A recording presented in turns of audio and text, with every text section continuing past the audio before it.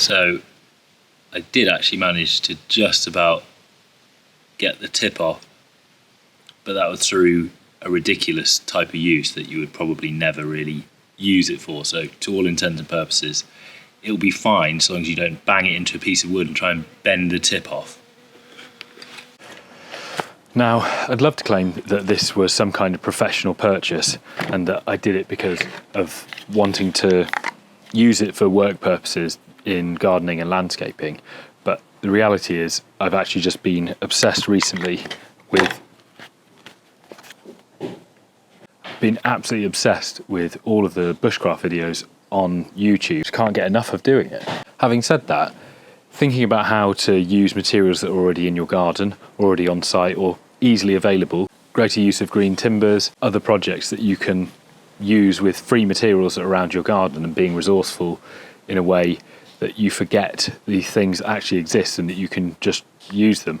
Obviously lots of gardeners and allotment holders use things like hazel branches instead of canes because bamboo canes become quite expensive. It's about 88 millimeters long, so definitely longer than the amount that you're allowed to carry.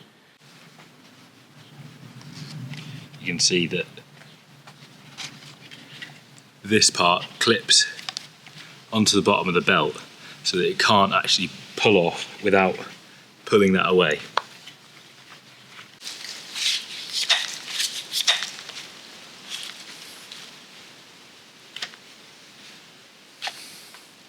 So that's not going to come off.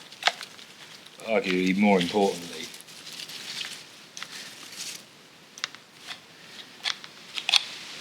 that's the one that I'd be worried about. It seems to, it did come off then.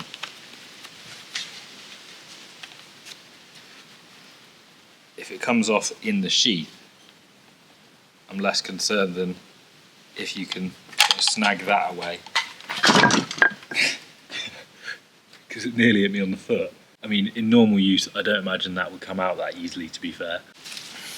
But a fair amount of force, and it stays in.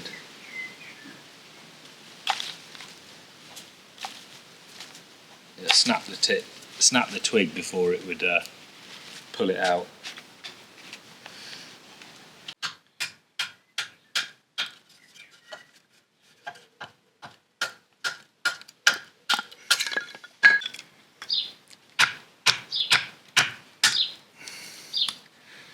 That's quite impressive. This managed to split this wood just with the handle because I was trying to lever the handle away from the knife and the tang to show you how strong it is, and it split the wood just with the tip of the handle.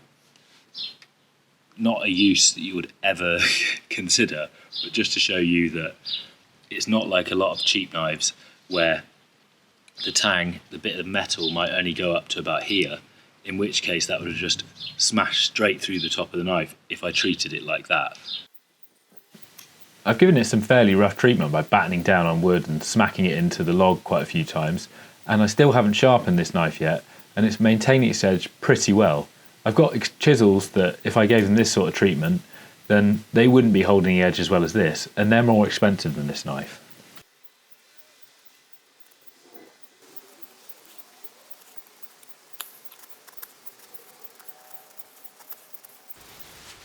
And watching some of the bushcraft videos about how they used hazel branches to make bow saws, it made me think that using these pre-bending green stick techniques, why don't I use them to make plant supports?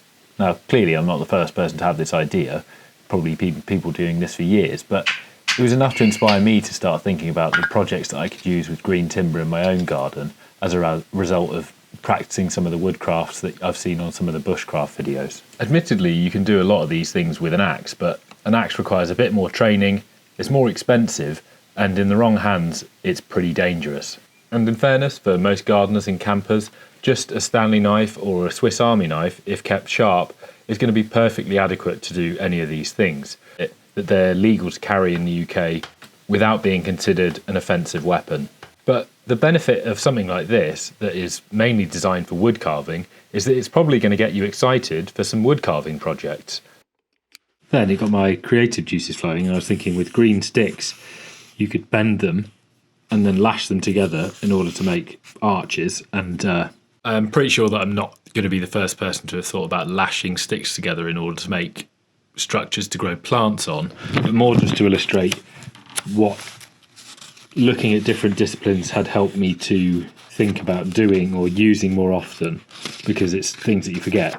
Then I started to draw this one if you used green wood, and it started to look a lot like gallows, so maybe not that one, but something that you could make like this by lashing wood together that you might ordinarily just throw away. Instead of chipping it up or taking it away to compost it, or obviously sometimes leaving some wood in piles, as I've mentioned in some previous videos, why not use the timber as construction material? Again, I obviously didn't come up with this idea. I'm just saying that it's useful to help you. It's useful to help remind you about how you can use natural materials by seeing how resourceful people can be in another discipline and thinking about how those could be integrated into your own garden. So the other thing is that the back of the knife is not sharp at all, so that you can actually feel that this is rounded off fully, and even near the tip, which sometimes you can use of some knives, yeah, just, but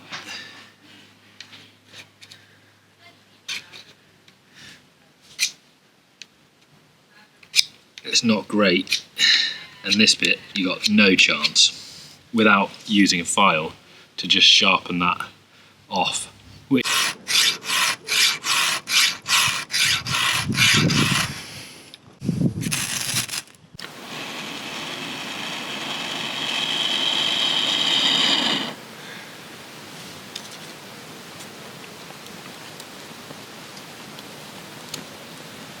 And that would easily be enough to get your fire started. So yeah, it'll work.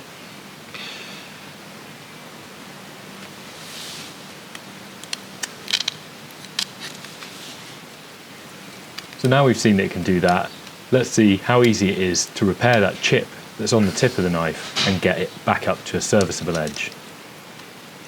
You've seen I've been using this to make feather sticks, and it felt like it was getting a bit more blunt at the end. Yeah. And it's just tearing it now. So it didn't take too much work with just some basic sharpening on some whetstones in order to get the tip to come back, but also it made a better edge than the factory edge, which is sort of what you expect because it went all the way down to 6,000 grit. My sharpening technique is adequate, it works, you'll get better at it as you practice, but there are probably much better videos if you want to actually learn how to sharpen than watching me do it slightly cack-handed. For any of your kitchen knives, secateurs, other garden tools, shears, it's really important to have a set of stones because it makes it much easier to keep everything in really good condition. And sharp tools are safe tools.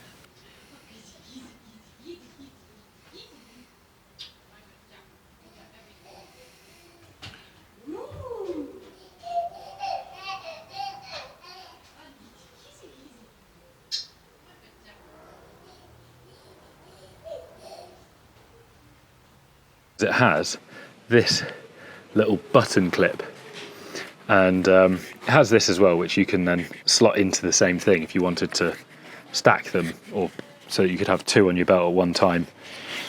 I don't know, for different purposes. I'm not going to use that, but it's useful to know that you can do it. You could just slot that into this, and that, you push the button against there, slide it down. It's mainly for wearing like a denim shirt or a work shirt. Get it in there in a minute, jeez.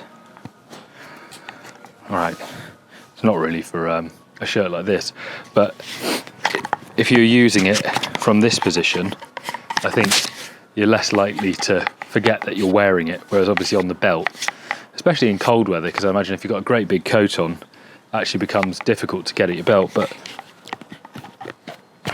if you are using it for work purposes or in and around the garden, if you're like me and you're the sort of person that forgets that you've got it attached to your belt and you're scaring the shit out of everyone in Marks and Spencer's because you've gone in there in full camo with a knife on your belt, then this might be quite a useful way of keeping it. For the price point, it's pretty useful as something that you might use to just pretend that you're in the army, like Gareth from The Office. We're having an argument. We need your help. Yeah, not interested. Well, no, listen, because you can help. No, I don't want to help. I haven't got time to help, alright? Right, well, it's about the army. Go on then, quick then. And make you feel like a bit of a badass. It's mainly suited towards woodworking projects, and that angle, 30 degrees on either side, makes it a little bit like a chisel. So it's pretty useful in that department. It would be a handy thing to take with you camping somewhere, because you can split firewood with it, as well as quite a few other jobs that you would normally do with an axe, but it's a bit more portable. In the garden, it's really useful for rounding off the top of sticks so that you don't poke your eye out with them, like this hazel branch here that I used to tie up the sunflower. As you can see, bamboo canes really do stand out even when they're covered up with a little bit of foliage. So if we have a look here, on some bamboo that I chopped down myself, but you can see that it really stands out because the rest of the foliage and the structures of plants don't really look like that in there. However, to tie up this onion, this allium here, I've just used a little bit of a hazel branch in there that you can see, and you can barely notice that.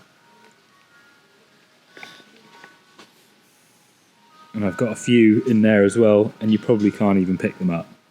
So I'm excited to try lots of different projects with this knife. It feels like it's going to last quite a long time. I've got a really good first impression, and I'll include a link in the description that's not sponsored, but it's where I bought the knife from, and it came really quickly, and it was the cheapest place I could find, including delivery. So enjoy doing some projects with this knife if you're wanting to scratch the itch, if you've been similarly getting obsessed with bushcraft videos on YouTube.